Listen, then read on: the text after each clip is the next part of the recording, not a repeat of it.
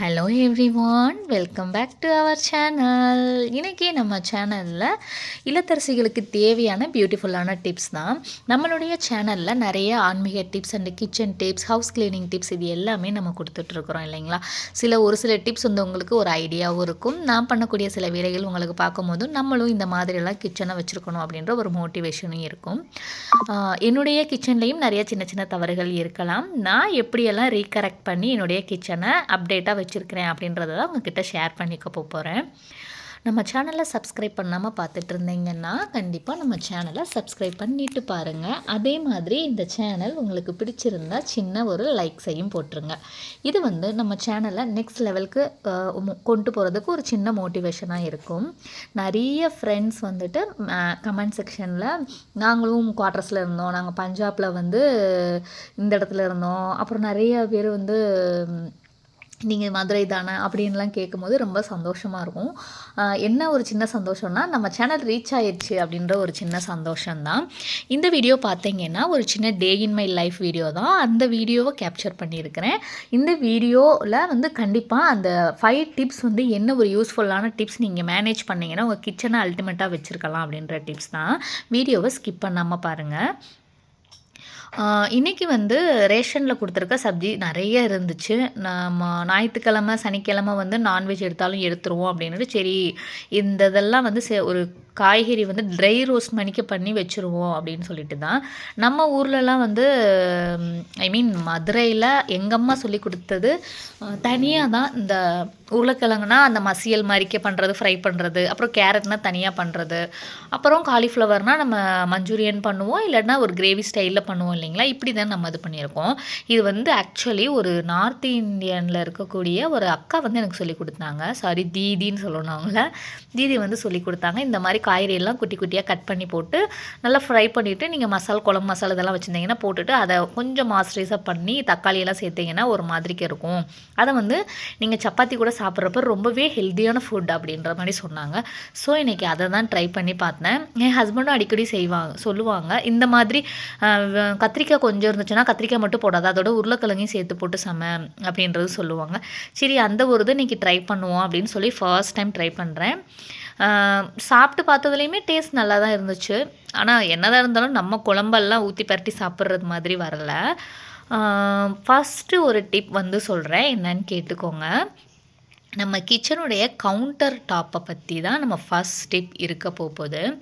Counter டாப்பில் வந்து எந்த பொருள் உங்களுக்கு அதிகமாக நீங்கள் யூஸ் பண்ணுவீங்களோ,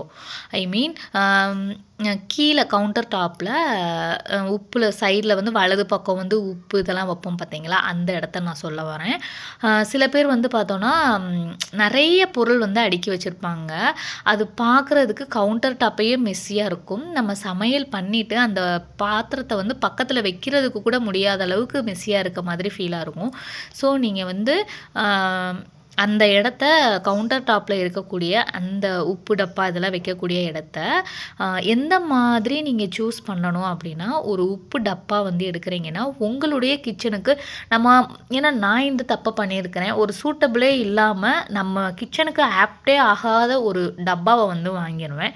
அது பெரிய சைஸ், சின்ன சைஸ், இல்லாட்டி அது பார்க்குறதுக்கு அட்ராக்டிவாக இருக்கும், பட் யூசேஜ் என்னவோ அதில் இருக்காது, அந்த மாதிரி வாங்கிடுவேன். ஸோ நீங்கள் கவுண்டர் டாப்பில் வலது பக்கம் வைக்கக்கூடிய அந்த உப்பு டப்பா இதெல்லாம் இருக்குது பார்த்தீங்களா, அது எல்லாமே கொஞ்சம் யோசித்து பார்த்து செலக்ட் பண்ணுங்கள். முடிஞ்ச அளவுக்கு உப்பு அப்புறம் ஆயில் மட்டும் வச்சுக்கோங்க.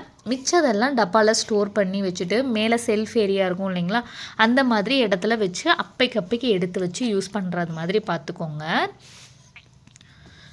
இரண்டாவதாக வந்து ஒரு யூஸ்ஃபுல்லான டிப் என்ன அப்படின்னு பார்த்தோன்னா, கவுண்டர் டாப்பில் வேலை செஞ்சதுமே வந்துட்டு நீங்கள் அதை ஒரு சின்ன ஒரு சோப் ஆயில் மாதிரி ரெடி பண்ணி வச்சுக்கோங்க.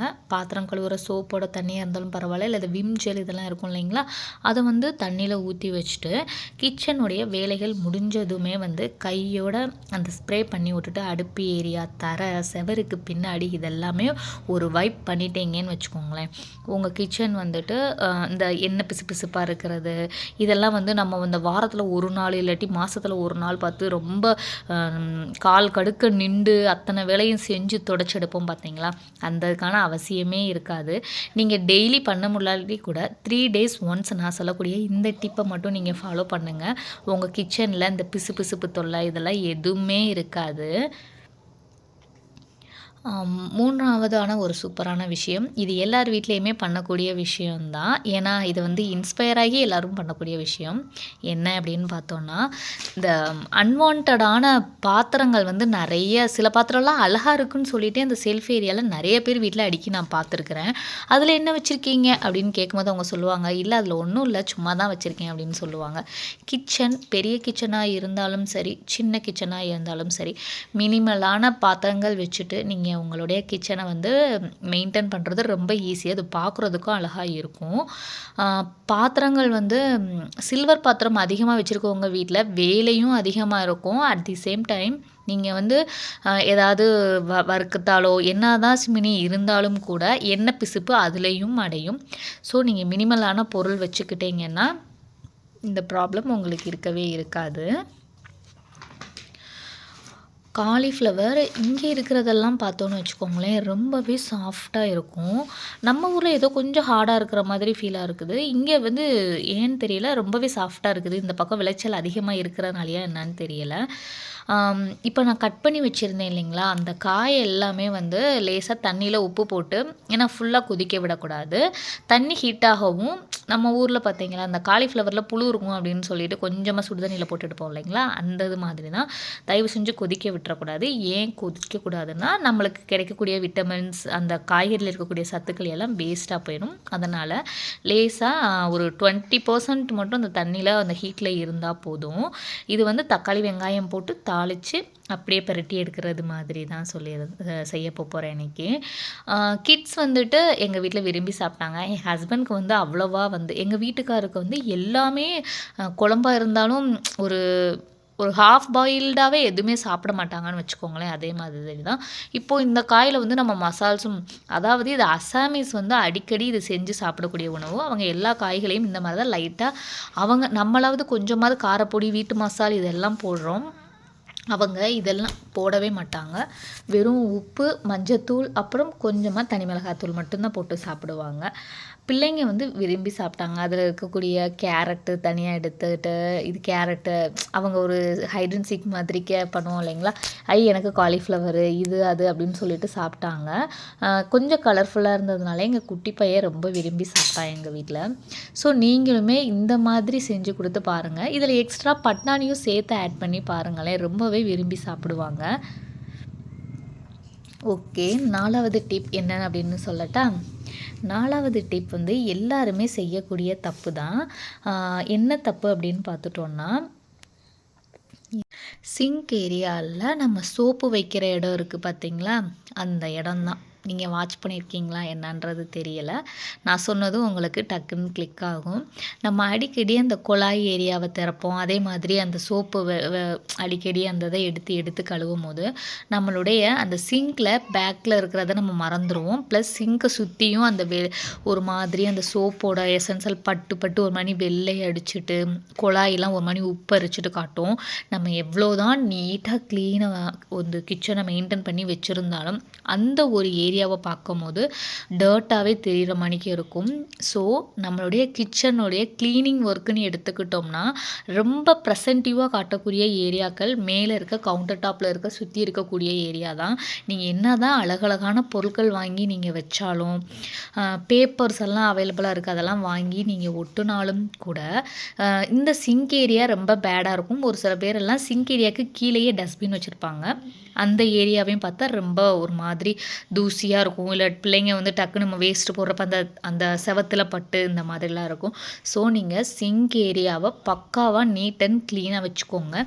வினிகர், பேக்கிங் சோடா போட்டு இதெல்லாம் க்ளீன் பண்ணுறது, sink area how to maintenance அப்படின்னு சொல்லிட்டு நம்ம சேனலில் தனியாகவே ஒரு வீடியோ போட்டிருக்கிறேன். கோகோனட் ஆயில் வச்சு அதெல்லாம் சரி பண்ணலாம். இந்த மாதிரி முடிஞ்ச அளவுக்கு நீங்கள் ஒரு சிங்க் ஏரியாவை ஒரு நீட் அண்ட் க்ளீனாக வச்சுக்கோங்க. இது ரொம்ப முக்கியமான பொருள். அதில் உப்பு கரை படிஞ்சிராமல் கீழே அந்த குழாய் போடுற இடத்துலலாம் கொஞ்சம் ஏன்னா க்ளீனிங் ஒர்க்குன்னு வந்துட்டா நீங்கள் இந்த ஏரியாவையும் கண்டிப்பான முறையில் கவனித்து தான் ஆகணும். அடுத்து ஃபைனல் டிப்பு, உங்களுடைய கிச்சனை ப்ரெசன்டிவாக வச்சுக்கோங்க. சரிங்களா? இந்த டிப் தான் ரொம்பவே மோஸ்ட் இம்பார்ட்டன்ட் டிப்பு. அதாவது அதிகமான செலவு பண்ணி உங்கள நிறையா பொருட்கள் வாங்கி நான் வைக்க சொல்கிறேன் அப்படின்றதில்ல. நீங்கள் வந்து பாசிட்டிவாக ஃபீல் பண்ணக்கூடிய சில விஷயங்கள் இருக்கணும். அது சாமி ஃபோட்டோ ஃப்ரேம்ஸ் எதுனாலும் இருக்கலாம். இல்லை நீங்களே சின்ன ஏதாவது கொட்டேட்ஸ் மாதிரி எழுதி அதில் கலர் பண்ணி செஞ்சு அதை பார்த்தா உங்களுக்கு டக்குன்னு ஒரு மோட்டிவேட்டட் மாதிரிக்கு ஆகிற மாதிரி இருக்கும் இல்லைங்களா? அந்த மாதிரி ஒரு இமேஜ் இல்லை சாமி படம் இந்த மாதிரி வச்சுக்கோங்க.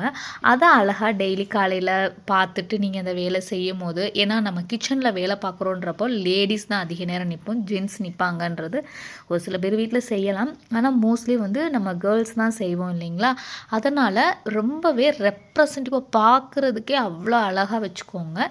நான் சொன்ன இந்த 4 டிப்பையும் நீட்டாக ஃபாலோ பண்ணிவிட்டு மினிமலான பாத்திரம், கவுண்டர் டாப்பில் மெஸ்ஸியான பொருள் இல்லாமல், எண்ணெய் பிசுபிசுப்பு இல்லாமல் நல்லா தொடச்சி வச்சுக்கோங்க. 4த்தாக நம்ம சிங்க் ஏரியாவை அழுக்கு படியாமல் பார்த்துக்கோங்க. இந்த 4 டிப்பை சேர்த்து மெயின்டைன் பண்ணி ஃபைனலாக 5வது டிப்பாக இந்த ஒரு ப்ரெசன்டிவாக காட்டக்கூடிய ஃப்ரேம்ஸ் ஏதாவது அழகாக உங்கள் கிச்சனில் மாட்டி வச்சுக்கோங்க. நிறையா இல்லை, ஒரு 1, 2 இல்லாட்டி அதிகமாக இருந்தால் ஒரு 3 போதும். பார்க்குறதுக்கு உங்கள் கிச்சன் யார் வந்தாலும் சரி, உங்களுக்கான சாப்பாடை அவங்களே சமைச்சு கொடுத்துருவாங்கன்னு சொல்லலாம். பார்க்குறதுக்கு அந்த மாதிரி இருக்கும்னு சொல்ல வரேன். ஸோ கண்டிப்பாக இந்த 5 டிப் ஃபாலோ பண்ணுங்கள். உங்கள் கிச்சன் எப்பயுமே சூப்பராக இருக்கும். ஃபைனலி என்னுடைய கிச்சன் வேலைகள் எல்லாம் முடிச்சுட்டேன். எனக்கு வந்துட்டு பார்த்தீங்கன்னா, நான் காய்கறி இது எல்லாமே செஞ்சு முடிச்சிட்டேன்னா அப்பைக்கு நான் தொடச்சிட்டே இருப்பேன். நீங்கள் என்னுடைய வீடியோஸ் நிறையா பார்த்தீங்கனாலே தெரியும். வீடியோக்காகன்னு இல்லை, நேச்சுரலாகவே நான் இப்படி தான் அந்த ஏரியாவை வந்து லேசாக தொடச்சிக்கிட்டே தான் இருப்பேன். இந்த மாதிரி பண்ணும்போதுமே நம்மளுக்கு கிச்சனில் அதிகமாக அழுக்கடையாது. நம்ம மெனக்கெடுத்து வேலையெல்லாம் முடித்த பிறகு அதை செய்யணுன்ற தேவையும் இருக்காது. சாம்பாருக்காக பருப்பை ஊற போட்டிருந்தேன். எப்பயுமே சாம்பார் நான் தனியாக விசில் விட்டு எடுக்க மாட்டேன். அதில் ஒரு எத்தனை தக்காளி போடணுமோ அத்தனை தக்காளியை போட்டுட்டு அதோடு சேர்த்து விசில் அடிக்கும்போது அது இதுக்கு சாம்பாருக்கு வந்து கொஞ்சம் அந்த புளிப்பு சுவை வந்து இருக்கும். அது நல்லாயிருக்கும் சாப்பிட்றதுக்கு. ஒரு 3 விசில் வைப்பேன் இங்கே இருக்கிறதுக்கு. அப்புறம் எப்பயும் போல் நம்ம காய்கறி போடணும்னா தனியாக வந்து இது வெங்காயம் அப்புறம் காய்கறிகள் போட்டு சாம்பார் பொடி போட்டு வதக்கிட்டு நம்ம பருப்பு வேக வச்சதை எடுத்து மேட்ச் பண்ணி போட்டுருவேன். இன்றைக்கி 5 சுத்தமாக வெயிலே வரவே இல்லை. எப்பயும் ஒரு மணி நேரமாவது வரும். இன்றைக்கி அது கூட வரலை. குவார்ட்டர்ஸில் நான் இந்த ஏரியாவை மொத்தம் 3 ரூம் கொடுத்துருப்பாங்க. ஒன்று வந்து லிவிங் ஹால் வந்து வச்சுருப்பேன், யாராவது கெஸ்ட் வந்தாங்கன்னா அந்த ஹாலில் வச்சு பேசுகிறதுக்கு. இன்னொன்று வந்து பெட்ரூம், அங்கே தான் டிவி யூனிட் எல்லாமே இருக்குது. இந்த ஏரியா வந்து பார்த்திங்கன்னா மினிமலான ஒரு ஸ்டோர் ரூமாகவே நான் மெயின்டைன் பண்ண ஆரம்பிச்சிட்டேன். ஏன்னா கிச்சன் நீங்களே பார்த்துருப்பீங்க எவ்வளோ ஒரு சின்ன கிச்சன்னு. அந்த கிச்சனில் இவ்வளோ காய்கறி இதெல்லாம் கொண்டு போய் வைக்கிறதுக்கு அங்கே இடமே கிடையாதுன்றதுனால இந்த ரூம்லேயுமே ஒரு கட்டில் இருக்கும், ப்ளஸ் ஒரு டேபிள் இருக்குமா, அங்கே தான் தண்ணி வச்சுக்கிறது, அதே மாதிரி ஃப்ரூட்ஸு, கிரைண்டரு, முட்டை இதெல்லாம். ஏன்னா இது கொஞ்சம் வைக்கிறதுக்கு விலாசமாக இருக்குன்றதுனால கீழே வைக்கிறது இங்கே சேஃப்டி கிடையாது, பூச்சிப்பட்டை நிறையா வரும் அப்படின்றதுனால இந்த ரூமில் தான் துணியுமே அப்பைக்கு மழை காலத்தில் இங்கே தான் துணி காயப்படுவேன். இப்போ குளிர்காலம் துவைச்சி போட்டாச்சு. நம்ம வேலை இடியோ மழையோ வீட்டில் அழுக்கு துணி இருக்கக்கூடாது, துவைச்சி போட்டுறணும் அப்படின்னு சொல்லி துவைச்சி போட்டேன். ப்ளஸ் இந்த ரூமில் ஒரு 3 நாள் காய்வாங்க, அப்பைக்கு வெயில் வரும்போது எடுத்து போட்டுட்ருப்பேன். நார்மலாக எல்லா நாளும் சாமி கும்பிட்ற பழக்கம் இருக்குது. ஈவினிங் 6 o'clock வந்து சாமி எந்த வேலை இருந்தாலும் நான் அந்த சாமி கும்பிட்ற வேலையை மறக்க மாட்டேன். ஏன்னா நம்மளுக்கு பாசிட்டிவ் எனர்ஜி கொடுக்குறதே இந்த மாதிரி விஷயங்கள் தான் நான் முழுசாக நம்புகிறேன். அதனால் சாமி கும்பிட்ற வேலையை பார்த்துட்டு ஏன்னா அன்றைக்கி சாட்டர்டே தான் எடுத்த விலாக் இது வந்துட்டு. ஹஸ்பண்ட் வந்து சொல்லியிருந்தாங்க, சண்டே வந்து எனக்கு டைம் கிடைக்காது, பிகாஸ் நம்ம இப்போயே போய் மீன் மார்க்கெட்டில் இங்கே 7 மணிக்கு தான் மீன் வரும், நம்ம போய் ஃப்ரெஷ்ஷாக மீன் பார்த்து வாங்கிட்டு வந்துடுவோம் அப்படின்னு சொல்லிட்டு. நல்லாவே கொஞ்சம் உயிரோடு இருக்க மீனே இங்கெல்லாம் கிடைக்கும் அப்படின்றதுனால சரி சாமி கும்பிட்டுட்டு பசங்களையும் ரெடி பண்ணணும் இல்லைங்களா, ஹோம்ஒர்க் எல்லாம் பண்ண வச்சுட்டு ரெடி பண்ணி விட்டுட்டு இருந்தேன். நல்லபடியாக சாமியும் கும்பிட்டாச்சு. இந்த மாதிரி சாமி கும்பிட்றப்போ மனசுக்கு ரொம்பவே ஒரு பீஸ்ஃபுல்லான ஒரு வைப் கிடைக்கும். இந்த கோபம் எவ்வளோதான் ஒரு ஸ்ட்ரெஸ்ஸில் இருந்தாலும் நம்மளுக்கு அந்த கோபம் இதெல்லாம் குறையிறது மாதிரிக்கு இருக்கும். வீட்டில் வந்து ஒரு பாசிட்டிவ் வைப்ரேஷன் இருந்துகிட்டே இருக்க மாதிரி இருக்கும். அந்த பத்தி ஸ்மெல்லு இதெல்லாம் ஒரு மணி அடிக்கிற சவுண்ட் இதெல்லாம் கேட்குறப்போ எவ்வளோ பெரிய சண்டை சச்சரவு இருந்தாலும் வீட்டில் வந்து கண்டிப்பான முறையில் விலகிரும் அப்படின்ற முழு நம்பிக்கை வந்து எனக்கு இருக்குது. பூஜை அறையை எப்பயுமே நீட் அண்ட் க்ளீனாக வச்சுக்கோங்க. அதை பார்க்குறது நம்ம வந்து ஒரு மைண்ட் வந்து ரெஃப்ரெஷ் ஆகுறதுக்காக தான் நம்ம ஒரு பூஜை ரூம்ன்றது வீட்டில் வச்சுருக்கோம். அதவே ரொம்ப மெஸ்ஸியாக வச்சுருந்தோன்னா அவ்வளோவா நல்லா இருக்காது இல்லைங்களா? ஸோ நீட் அண்ட் க்ளீனாக வச்சுக்கோங்க. லிவிங் ஏரியாவில் வந்து சில திங்ஸஸ் எல்லாம் அப்படி அப்படியே பசங்க போட்டு வச்சுட்டு போயிருந்தாங்க. தம்பி வெளியில் போய் விளாண்டுட்டு பேட்டை அப்படியே வச்சுட்டு எக்ஸ்ட்ரா கிளாஸ் போயிட்டான். அப்புறம் சின்ன பையன் அந்த ஸ்கூட்டியை அப்படியே வச்சுட்டு போயிடுவான். ஸோ ஒரு சில டைம் மைண்ட் செட் நல்லா இருந்துச்சுன்னா நானே அந்த ஒர்க்கெல்லாம் செஞ்சுருவேன். சம்டைம்ஸ் வந்து ரொம்ப ஹெவியாக ஒர்க் பார்க்குற மணிக்கு இருந்துச்சுன்னா என் பெரிய பையன்கிட்ட சொல்லுவேன், இதை வந்து செய்ப்பா அப்படின்னு சொல்லிவிட்டு அவனே வந்து இந்த வேலையெல்லாம் செஞ்சுருவான். ஷூ ரேக் வைக்கிறதுக்கு எனக்கு வேறு இடம் இல்லாததுனால நான் லிவிங் ஏரியாவில் வச்சுருக்கிறேன். அங்கே சாமி ரூம் ரெடி பண்ணியிருக்குன்றதுனால ரேஷன்லேருந்து சில சப்ஜிஸ் திருப்பி இஷ்யூ பண்ணியிருந்தாங்க. இது காலிஃப்ளவர் சீசன் அப்படின்றதுனால டெய்லி அதான் கொடுக்குறாங்க. நோவே சரி யூஸ் பண்ணி தான் ஆகணும் அப்படின்னு சொல்லிட்டு 2 days ஒன்ஸ் அதை வச்சிட்ருக்கிறேன். லிவிங் ஏரியாவில் இந்த மாதிரிக்கு எல்லாம் பண்ணி என்னுடைய லிவிங் ஏரியாவை க்ளீனாக வச்சுருப்பேன். எங்கள் வீட்டில் அந்த ஸ்டோர் ரூம் ஏரியா மட்டும்தான் கொஞ்சம் ஃபங்கியாக இருக்க மாதிரிக்கு இருக்கும். மிச்சது எல்லாமே ஓரளவுக்கு நீட்டாக தான் இருக்கும். ஸ்டோர் ரூமை வந்து எப்படியாச்சும் அழகாக காட்டணும் அப்படின்னு சொல்லிட்டு ஒரு வால் ட்ராயிங் பண்ணியிருக்கேன். இந்த ஹைபிஸ்கஸ் ட்ராயிங் மாதிரிக்கு பண்ணிவிட்டு சைடில் வந்து ஒரு விநாயகர் மாதிரி வைக்கலாம் அப்படின்ற பிளானு. இங்கே தான் வந்துட்டு இந்த சாமி கும்பிட்றதுக்கு ப்ளஸ் இந்த ரூம் ஸ்ப்ரே இதெல்லாம் இருக்கும் இல்லைங்களா, இந்த ஒரு டேபிளில் தான் வந்து நான் அதை வச்சுருப்பேன். பழங்களுமே வந்துட்டு இங்கே தான், ஏன்னா பசங்களுக்கு வந்து அடிக்கடி எடுத்து கண்ணுக்கு தெரிகிறது மாதிரி வச்சா அடிக்கடி எடுத்து சாப்பிட்ருவாங்க அப்படின்னு சொல்லிட்டு. இந்த வால் ட்ராயிங் எப்படி இருக்குன்னு கண்டிப்பாக கமெண்ட் பண்ணுங்கள். இன்னும் இந்த 2 ஃப்ளவர் தான் வரைஞ்சிருக்கேன். ஒரு கிட்டத்தட்ட ஒரு 4 or 5 ஃப்ளவர்ஸ் வரையணும் அப்படின்ற ஒரு ஐடியா. அதுக்குள்ளே அன்றைக்கி என்ன மைண்ட் செட் ஆச்சுன்னு தெரில. ஏதோ குப்பை வண்டி வந்துருச்சுன்னு நினைக்கிறேன். அதனால் அதை வச்சுட்டு அப்படியே இறங்கி போனது தான். 1 week ஆக போகுது. அதுக்கப்புறம் என்னால் முடிக்க முடியலை. நானுமே வந்து குவார்ட்டர்ஸ் டூர் போடணும் அப்படின்னு நினைக்கிறேன். சரி நீட் அண்ட் க்ளீனாக வச்சுட்டு எல்லாத்தையும் பண்ணணும்னு நினைக்கிறது. என்றைக்கு அந்த நாள் வரப்போகுது அப்படின்றது தெரியலை.